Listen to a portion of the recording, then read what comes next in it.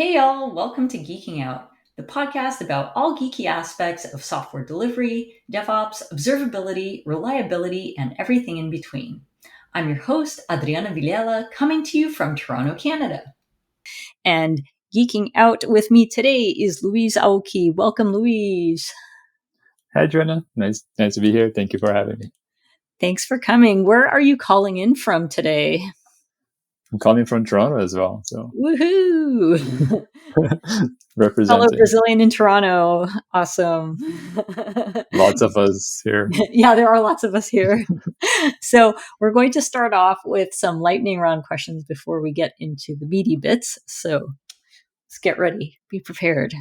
I swear it's painless. Okay, question number 1. Are you left-handed or right-handed? Right-handed. All right. Question number 2, iPhone or Android? Android. Number 3, Mac, Linux, or Windows? What's your preference? Gonna say Mac for now. For now. Awesome. Favorite programming language? Go. It's a pretty big favorite of mine. Awesome. Dev or ops? I like both, but I have to say dev.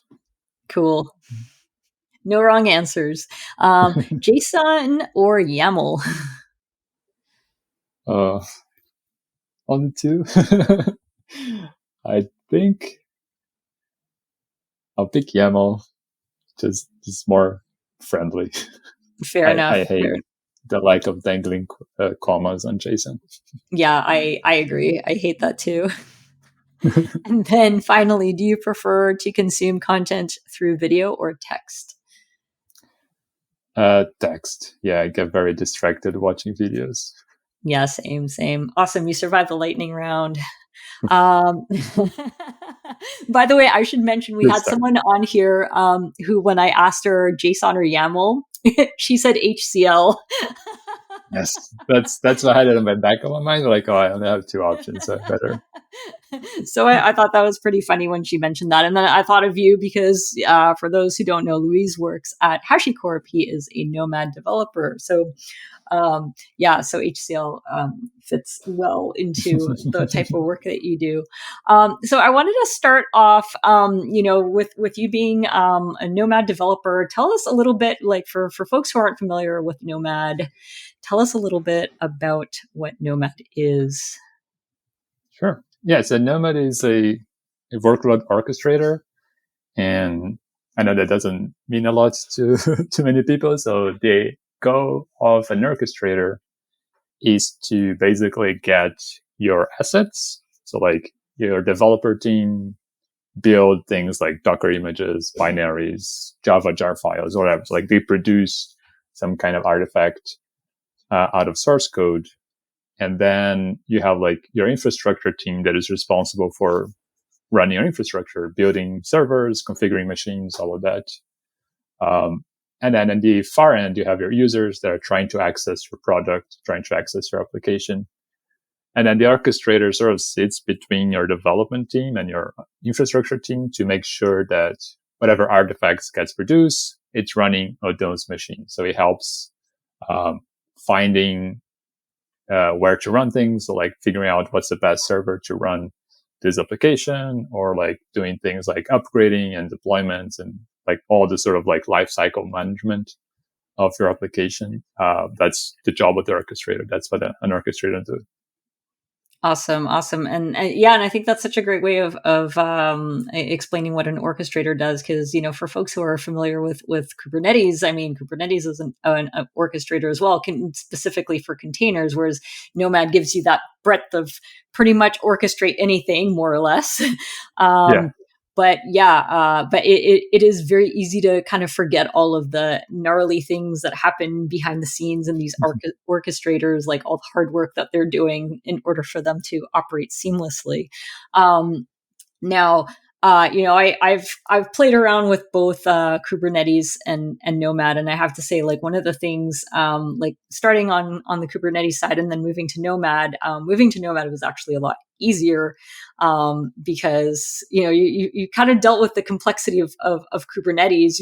Moving down to Nomad, you're like, oh, it's like the simplified everything's like simpler, and it runs like in a single binary. It can run in a single binary on your machine, and you can get started easily. Whereas Kubernetes is more of a beast. I mean, yes, you can have like really complex setups with Nomad, of course, and that's probably how you have it in production. But as far as, I think the barrier to entry when it comes to Nomad is very, very low, which I think can be very appealing.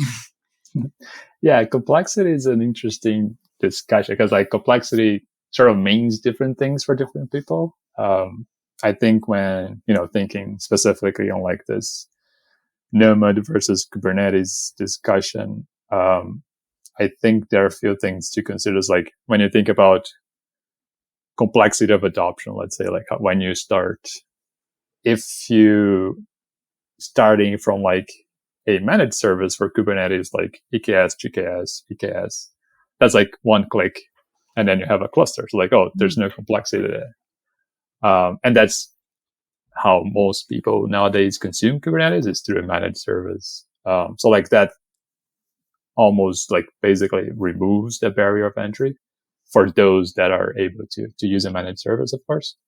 But then it gets the complexity of like understanding how to use the system. So like, okay, it gets provisioned for me. There's some cloud magic happening behind the scenes. I don't have to deal with that, but like now you have to run the system. Now you need to think of like, how do you map your team's workflow to that new tool? So there's like all these different concepts in Kubernetes that I think is part of the complexity. There's all these different tools that you can use. Having a broad ecosystem is great, but it can also lead to some confusion about like, when do I adopt a tool to do this, or when do I adopt a tool to do that? It's like, how do you bring all together to like eventually reach your end goal, which is like, I want my users to be able to access my product, right? So so like when I think complexity, I think more on that sort of like day-to-day operations, like understanding what's happening with the system.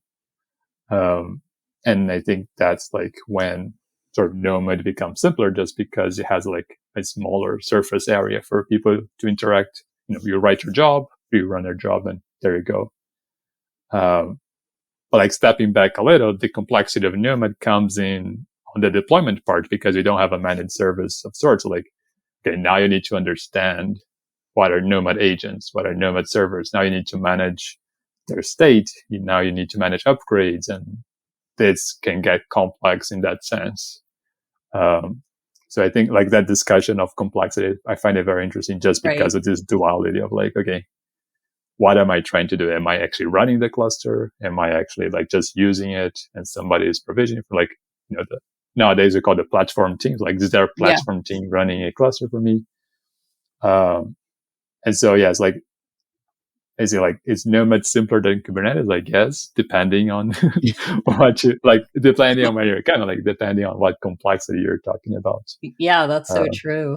That's so true. That's a really good point. I just want to go back to a point that you made earlier about the fact that, there's all these Kubernetes managed services, but there's no Nomad managed service, which is kind of interesting, because if you look at various like Hashi offerings, there are managed services for a bunch of stuff. So why is it that there is no managed Nomad right now? Even offered like through Hashi's own like cloud. Yeah, it's something that like definitely part of the plan, like something we think about, but there's quite a few challenges for Nomad specifically compared to like other HashiCorp tools, is that we have a big competition with like Kubernetes. So like, if you have like a managed vault, that's vault. There's like basically the only tool we have. You have a managed Terraform, and there are other tools for infrastructure as code, but like Terraform is one of the big ones.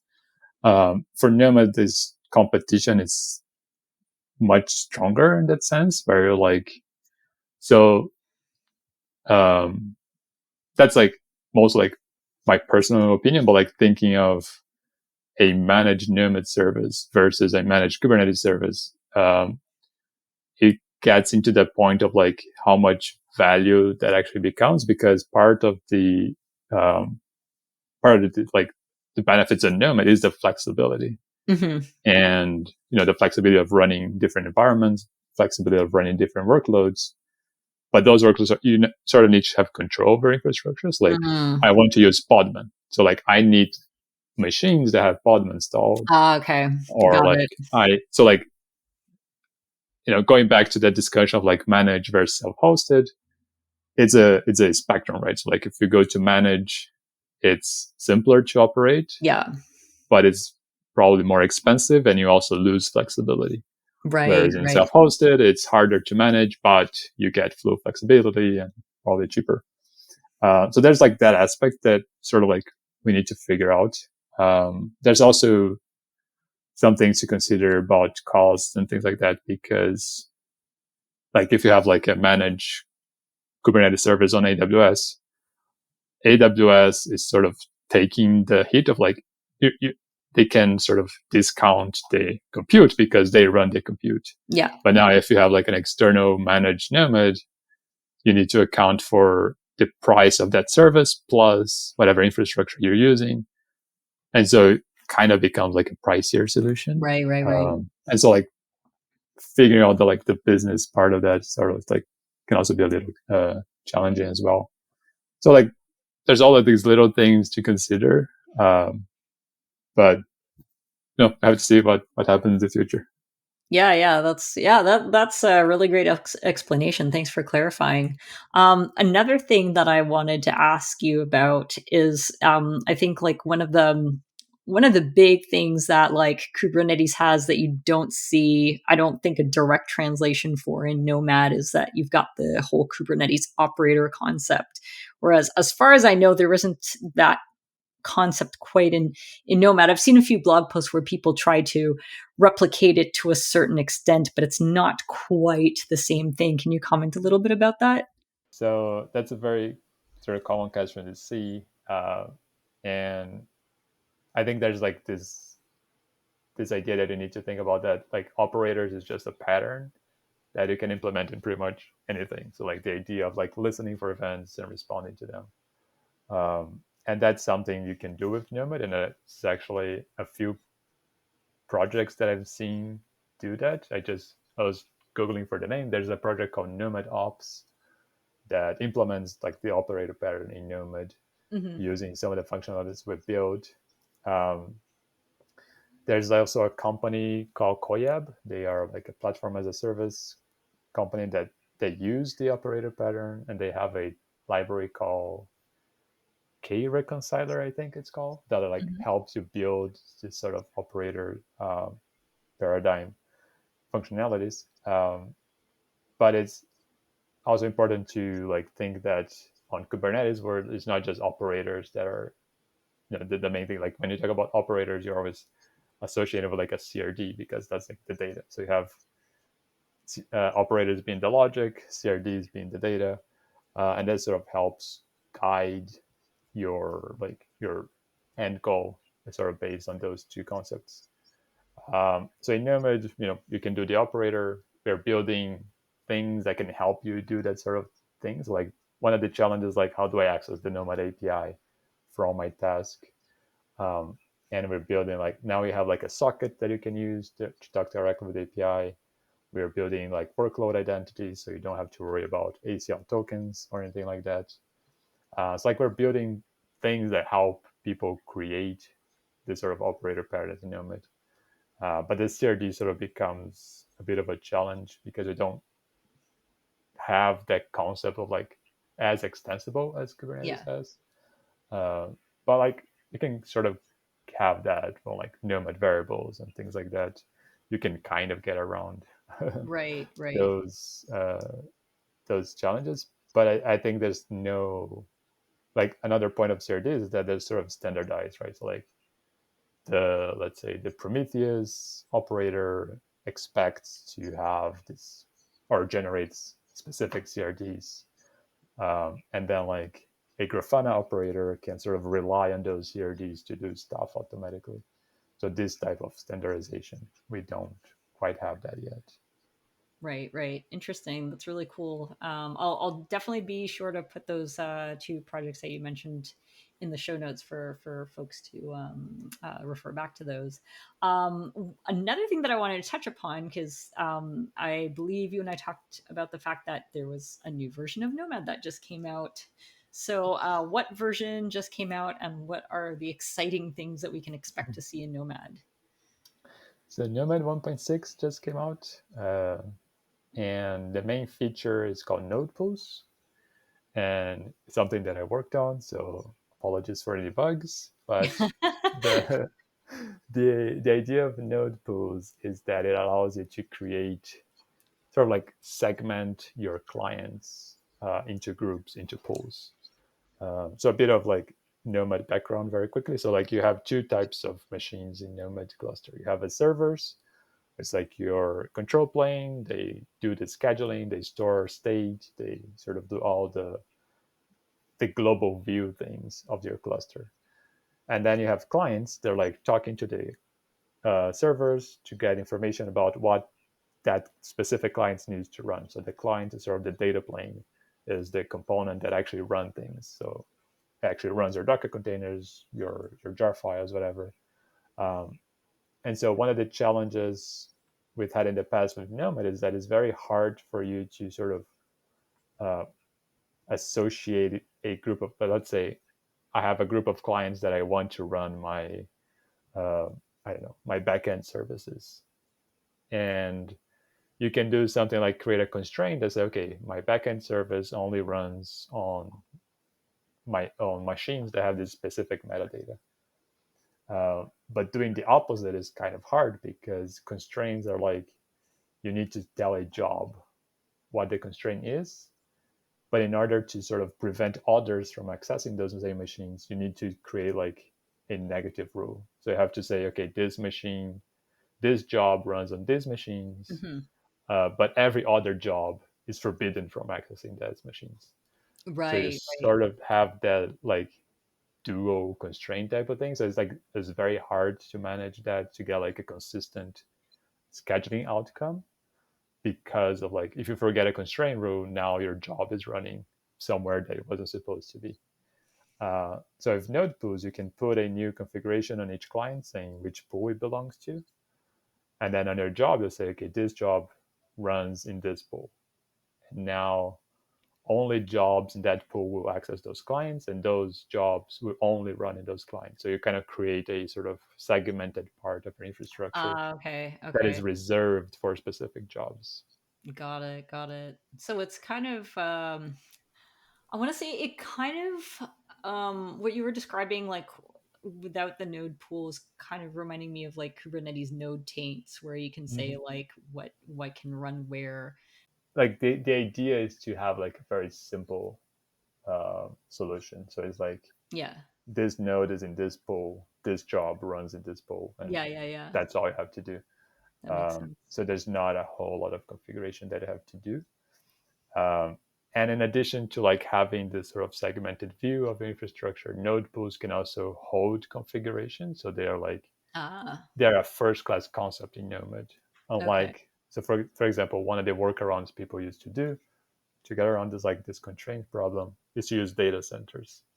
So in Nomad, the idea of a data center is just like a collection of nodes, and like if you have like an availability zone, that sort of becomes your data center. Right, right. Um, and people would kind of hack around the problems using data centers. So they Right, have right. like a data center for apps, which like doesn't quite match the intention behind it. Oh, I see, I see. I see. Um, but the problem is that data center is sort of just like a metadata. So you cannot have like specific configurations per data center, things like that. Ah, okay. Uh, Okay. but with node pools, you can attach like you can put a description on your node pool. You can put metadata in that pool to sort of create more like informations about what this pool is used for. And then in Nomad Enterprise, you can actually have different scheduler configuration per Uh-huh. node pool. So, for example, you can have a pool that uses the spread algorithm, another pool that uses bean packing. So, like, you can adjust how the scheduling is done per node pool. So, there's a bit of like extra customization that you can do per pool, and that's like could be very helpful in several cases. Cool. That's awesome. It's interesting because there's this recognition of like, oh, people were kind of trying to hack together like the concept of a node pool by using these data centers. So you're like, it sounds like there's this recognition of, oh, users are trying to do this. Why don't we like formalize it and turn it into a proper solution? What I like that you had said earlier also, which I think is it feels like it is a general philosophy with Nomad is basically going for the overall simpler solution. Like, don't try to overcomplicate. Just Mhm. go with the base thing that works pretty well, and we don't Yeah, have to like drive ourselves mad. exactly. Yeah, and that was a big thing during the development phase because like a bit of background on how we develop features at HashiCorp. Like we start with an RFC. So like whenever we want to implement a feature, we write down the description of the feature and sort of send to the we first send to our immediate team, then to like the whole company for feedback. Mhm. And during that process, like I had this like, you know, gigantic ideas like, oh, maybe node pools should be dynamic, and then you can like dynamically add and remove nodes from the pools. But like that sort of adds so much complexity with like questionable value. So that's like part of the feedback I got from the team was like, okay, let's start simple. Let's start, solve the problem at hand, and then we can expand if the need arises. But like, yeah, this idea of simplicity, trying to make things easy to use from day zero is it's very important to us. Yeah, yeah. Awesome. That's very cool. I want to switch gears now because there's like two things that I'm hoping that we'll have time to talk about still because there's so much cool stuff to talk about. But I want to switch gears quickly to a collaboration that you and I did, Yes. which was really fun. It came out of like just me having a wild idea that came out of nowhere, where basically I thought, hey, wouldn't it be cool to try to run Kubernetes on Nomad, because there's Kelsey Hightower's well-known GitHub repo where he's running Nomad on Kubernetes. So I posed the question, what if you can run Kubernetes on Nomad? And I thought, maybe let's not try to like go too crazy here. And so my idea was like, I want to find a lightweight Kubernetes distribution that we can run on Nomad, something that's hopefully already containerized, because trying to run Docker and Docker is kind of kind of a nightmare if you try to do it yourself. And so there's this distribution of Kubernetes called K0s that comes in a Dockerized version, which seemed relatively straightforward to deploy on Nomad. And so when I reached out to you and I came up with this idea, and then you helped me through a bunch of the troubleshooting. So I just wanted to talk to you, have you share like your experience around this collaboration. Yeah, just thoughts. Yeah, it was pretty fun. Like a lot of learnings, I think, in terms of uh, just like understanding how things work. Because like K0s is a pretty cool project in the sense of like, oh, you just run that image and you get a container with everything sort of there for you. Um, but I found it a nice learning lesson of like debugging of when things don't work. So like Yeah. normally you would expect things, oh, just Docker run and it works, but like what happens when it doesn't work? And having Yes. to debug and like going through logs and sort of like combing through those log lines. I found it a bit challenging because having everything in an image, it's easier to start things, but then when you need to debug and you have your etcd logs at the same time as your controller logs at the same time as the kubit logs, it all sort of like jumbles together, and it was very hard for me Yeah. to for us to sort of like comb through that and understand okay what's actually failing. Yeah, uh, that's so true. That's so yeah. true. And then you have like retries, right? So like you see an error message and then it retries and then there's an error message again, but like is it the thing that is retrying that is the problem, or is it trying to call something else that like failed before and then the log just sort of disappeared from the history just because Yeah. like it kept so that part I found it very interesting. Yeah, I totally agree. And it was funny because, like, I did the classic. rookie mistake of like, well, of course this thing works in Docker. Let me just try to deploy it in Nomad. And then I realized, I was getting all these error messages where the kubelet was not starting, which you kind of need that for Kubernetes. So Yes. it looked like it started up in the the Nomad job, right? The Nomad job deploys successfully, but the actual thing inside the job was not running correctly.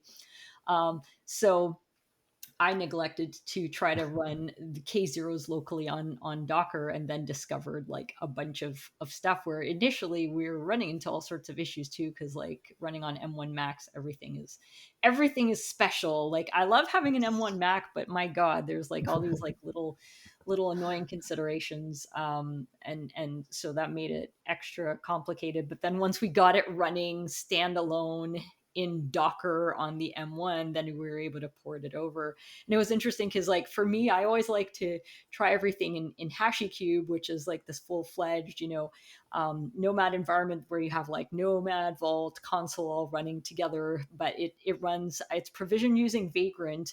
And on the M1 Mac, normally you'd provision using a VM in Vagrant, but on the M1 Mac, Vagrant does not play so well. So it's Docker as the provisioner. Um, and so you're basically running HashiCorp. So you're running Nomad in Docker, and then you're deploying Kubernetes as a Docker image, and then Yes. deploying our Pretty test sad. app, which was Jaeger. It was Docker and Docker and Docker. It was like, I don't know, 3 or 4 layers of Docker. And then you took the more pragmatic approach of like, let me just run this using the the Nomad binary. Much easier. Yeah.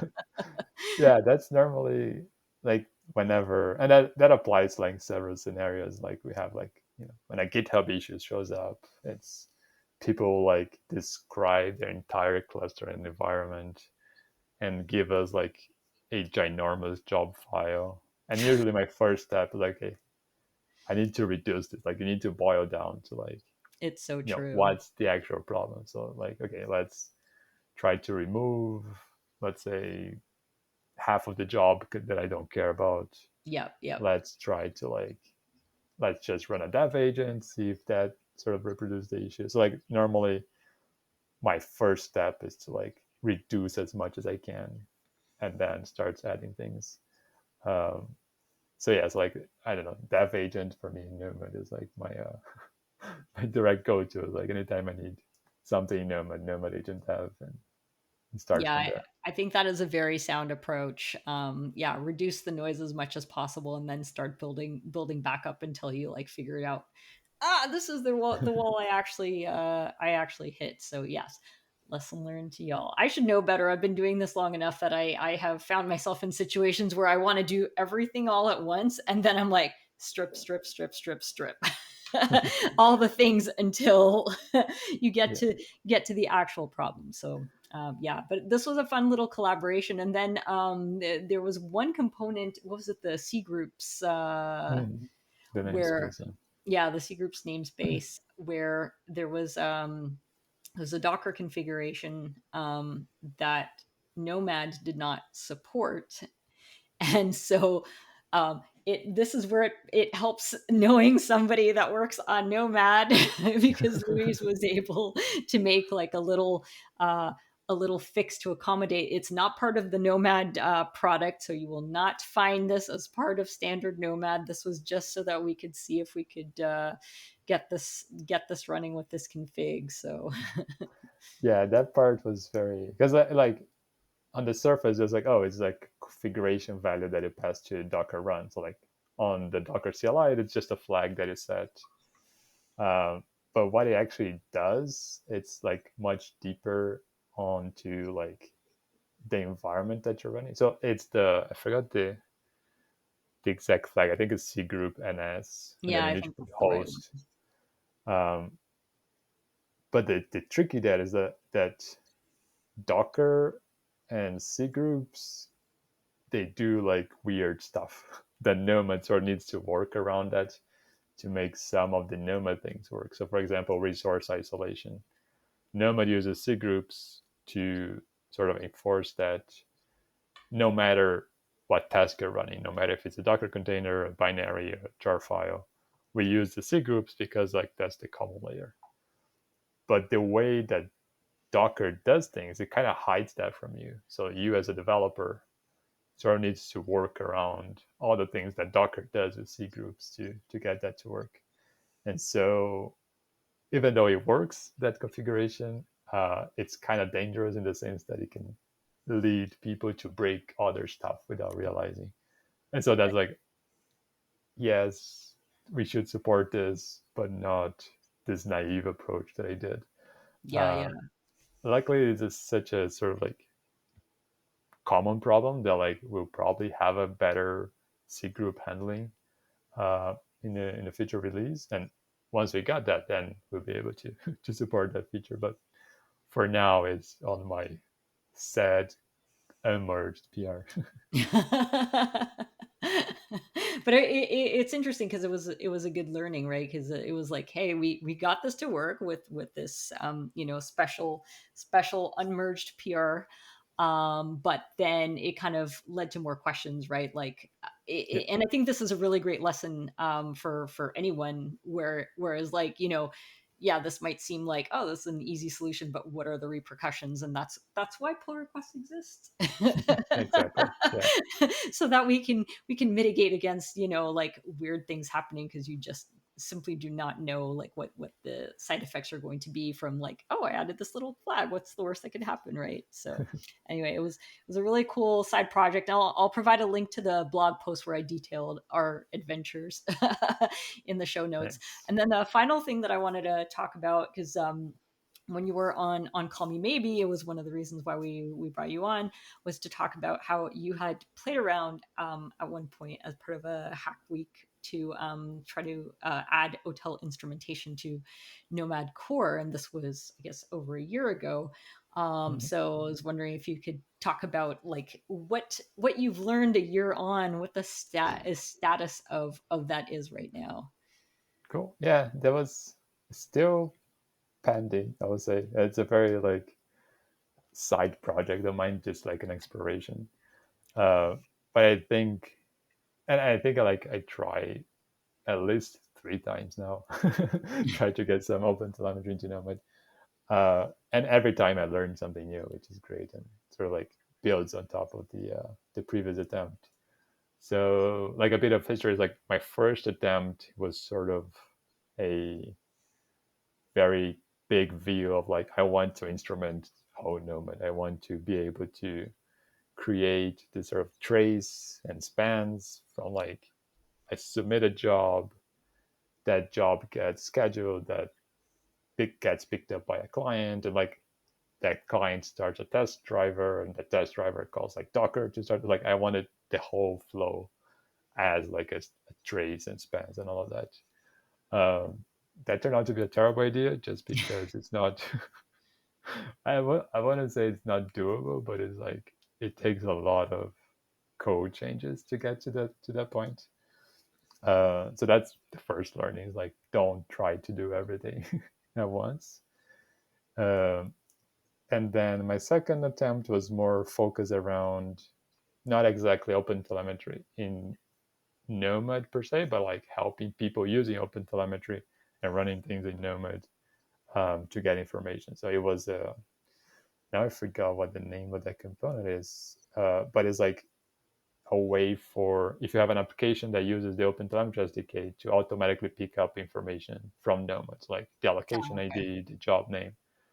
So like you run, you use the OpenTelemetry SDK. So like there's like environment variables Oh that are yeah, sort of yeah, yeah, standardized. Yeah. So like yeah. provide those things automatically. Oh yeah, yeah, yeah. I think because Uh, I think there's like a similar thing in Kubernetes where you can like automatically grab yeah, yeah, there's a from your whole Kubernetes spec for pods. that. I forgot the name how it's called, but like it's a way to sort of automatically infer information from different sources based on either environment variables or API calls. Hmm, So I hmm. kind of hack around that and like sort of works. Like there's like another set branch that I didn't merge with this work. Uh, but the challenge there is sort of like it's kind of hard to tell what information is relevant because you also don't want to shove a bunch of things that because like it's going to increase your pack or network package size. It's going to generate a lot of like extra information that you may not care about. So like I'll have to build a way for you to customize which information you want. So that's where like I put a pause on that. Um, and then my last attempt, after talking with you, Ted, and some other folks on the OpenTelemetry community, I learned that like, yeah, don't try to like boil the ocean. Don't try to instrument everything at once. Focus on like your core business logic. Start there, and then you're gonna get a lot of value from that already, and then you can start building on top of that. And so my latest approach was like, okay, I cannot create a whole trace. I cannot create that relationship between traces, but can I use metadata to connect them? So like, um, and probably I should explain this, but like one of the challenges with OpenTelemetry and Nomad is that OpenTelemetry, and more specifically the distributed tracing aspect, is sort of focused on microservices and network requests and like sort of keeping a track of those network requests. Um, but in Nomad, the complexity is sort of built in into the Nomad binary. So like the complexity comes almost like from local function calls rather than network requests. And so if you try to like create spans for function calls, you get like tiny traces of like a few milliseconds that are not really useful, and it Yeah, just yeah. generates a huge overhead. But what helped me there was like understanding this notion of like, oh, I don't actually need to connect the traces per se. If they have the same metadata, then sort of like whatever platform you're sending those traces to, like Lightstep, Honeycomb, or like Zipkin, Jaeger, or whatever, then you can start querying traces that have the same metadata, right? So like you don't have a explicit connection between your traces, but like the metadata becomes a sort of a way for you to start to understand what happened. Um, and so that was the last attempt that I did, and it was like quite successful. Like it works very nice in terms of trying to understand the inner workers of the, especially the Nomad scheduler, because that's like sort of like Yeah. the magical box. Yeah, Like yeah. you run a job and suddenly you have a bunch of allocations for who knows what reason.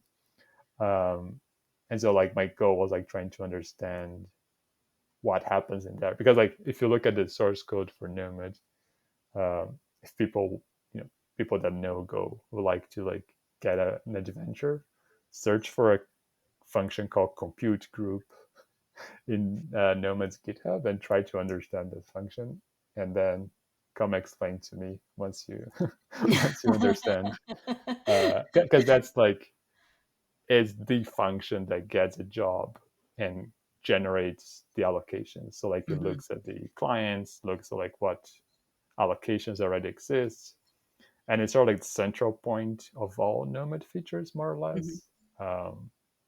Yeah, I think people don't realize how many features Nomad had, but like things like preemption, deployments, disconnected clients, like all of this sort of needs to take it into account when you are scheduling things, mhm. and it all comes into that function. So like compute Interesting. group is like my nemesis, and every time I need to touch that, it's like I need a fresh cup of coffee to go with that. Uh, but yeah, like my goal is like, okay, can I make this function more understandable using telemetry?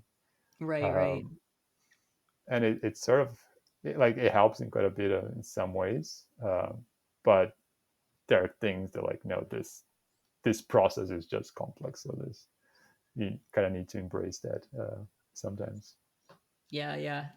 Yeah, it's interesting, right? Because you start projects like this, you're like, of course it's going to be easy to instrument Nomad, and then Yes, there's an it's like the King SDK. Zeros on Nomad thing. Of course it's going to be easy, and it's like, no. Yes, there are tutorials and there's all these different materials. Just Yeah, yeah, go go install this SDK. And yeah, yeah. uh, but no, yeah, it's a very different use case, right? Like normally you come from like this microservice architectures, and then you're trying to like instrument the communication patterns between them. But like I'm trying to do something very specific Yeah. that I don't think would apply to most people using Right, right. OpenTelemetry. So yeah, Yeah, it's and you almost said like a lot of the processes are asynchronous too, which makes it kind of yeah, gnarly to exactly. work with, right? Yeah, so like when you have when you're like the life cycle of the job, right? So like a new the Nomad job run that generates like a HTTP request to like whatever client or server you're talking to. That request needs to go to the leader. So like there's another request going to the leader. But then once it gets to the leader, then there's a bunch of asynchronous stuff happening. So it creates an evaluation. That evaluation gets picked up by what we call a worker, like a scheduler worker that does all the computing. Um, Once it figure out which allocation needs to get run, then a client picks up. So like there's no direct network request that covers the whole thing. It's a bunch of Right. like put in a queue somewhere, put in a broker somewhere, and then Right, that right, gets right. picked up. So like that's sort of when you lose your trace a little bit. But the tricky thing about Nomad is like the network request is like the easy part. the, Yeah. the complex is like what happens after you receive the request. So like that Yes. was the thing that I wanted to instrument. It's like Yeah, yeah, yeah, yeah. network requests, yeah, they happen. It's fine. I know who is talking to who, but like inside each process, that's sort of like Yeah. the challenge lies. Like okay, how do I get visibility and like what's happening right now in there? And that's like I don't know. It sounds like a fourth pillar, perhaps. Like we have metrics, logs, and traces. Like maybe there's something new that should exist there. But yeah, that's sort of challenge. It's like understanding what's happening inside the process. Yeah, There are a yeah. few tools for like debugging, like pprof and things like that, but they're very low level in a sense, and you don't always want to run those sort of additional instrumentation in production. So that was the challenging part. Yeah, yeah. I did see something that came out this week where there's like I want to say there's like some sort of Go auto instrumentation, air quotes, maybe not air quotes, with eBPF that can Hmm. help give some additional insights where that could be a game changer. Yeah, that would be pretty cool because like eBPF you can sort of hook into anything, like any sort of like system call or like whatever that Hmm. comes from your program. Uh, yeah, that could be interesting. Specifically, like thinking of the Nomad case when there, like the scheduler is very complex, but there's also a lot of complexity in the client because Hmm. like oh, I need to run a Docker container, cool, but like it's not just that. You need to Yeah. like especially in Nomad, you have like templates, artifacts, volumes. So you need to mount a volume, download a file. You need to render a template. You need to like fetch tokens from console involved. So like running a simple container, there's like a whole lot that needs to happen beforehand. And we call those like lifecycle hooks. So you can have Yeah. Yeah. um, things that happen before the task starts, things that happen after the task starts, and a lot of those interact with the operating system. So like being able to instrument sort of like what's the Nomad agent trying to do against the OS could be very nice. Yeah. Yeah. Yeah. Cool. Cool.